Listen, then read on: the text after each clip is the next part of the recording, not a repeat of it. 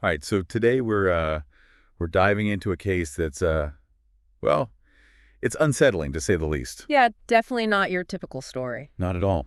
It's about a 93-year-old man.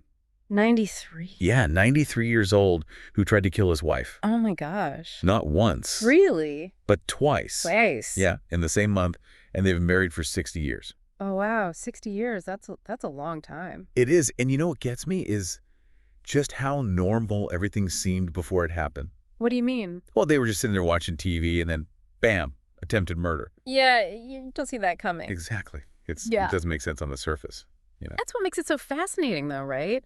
It kind of challenges everything we think we know about aging and love and long-term relationships. I mean, you wouldn't expect this after 60 years together. Yeah, I mean, is this something like a murder-suicide pact? It's possible the article mentions that he didn't want to leave his wife alone. And unfortunately, that kind of thinking isn't unheard of, particularly among older couples who are dealing with terminal illness. Makes sense. They have this idea of dying together. a final act of love. Yeah, something like that. But it's very complicated, ethically and legally, of course, but also psychologically. So it's more than just love. Oh, absolutely. There's a lot going on there. Fear of the future, feeling like a burden, maybe even some underlying depression. It's a loss of hope, a loss of control. That loss of control is interesting to me because in the article it says the first attempt was by suffocation. Up close and personal. Right. But the second time he used a rope, it almost seems more distant, like he's detached somehow. Yeah, that shift in method is definitely something to think about. It could point to a growing desperation. Mm. Maybe the first attempt didn't work and he felt he had to try something else. It's a grim kind of practicality. But we can't ignore the fact that regardless of his reasons, taking another person's life is wrong. Absolutely. And it makes you wonder about the bigger picture here, this whole issue of elder care. The article touches on the possibility of abuse. Right. But could this also be a case of caregiver burnout? I mean, this man could have been pushed to his limit. It's a good point. We tend to focus on the victim, which is important, of course. But we also need to consider the circumstances of the person who committed the act. Not to excuse their behavior, but to understand it. There's actually a lot of data showing that elder abuse is often carried out by family members. Really? Yeah, and these are often people who are under a tremendous amount of stress, isolation, the financial strain, the constant demands.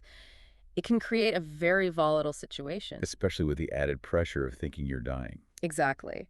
That kind of fatalistic thinking can really distort your judgment. It can even lead to a sense of self-righteousness. Like what I'm doing is justified. Right. Which brings us to the question the article poses to the reader. What do you think? It's a really powerful question because it forces us to examine our own biases. Are we judging this man purely on his actions? Or are we taking into account the decades of marriage, the potential mental health issues? It's a very difficult ethical dilemma. It really is. This isn't just another crime story. It's a human tragedy. It reminds us that aging isn't always easy, that love can be warped by fear, and that sometimes even a lifetime spent together can't prepare us for the choices we have to make at the very end. And that's a crucial takeaway for our listeners. For sure. This case underscores the importance of having those tough conversations with our loved ones early on. We need to understand what resources are available and recognize that aging comes with its own unique challenges. Challenges that we as a society need to be more proactive in addressing. I completely agree. We can't prevent every tragedy, but we can work towards creating support systems that reduce the risk and offer alternatives to despair.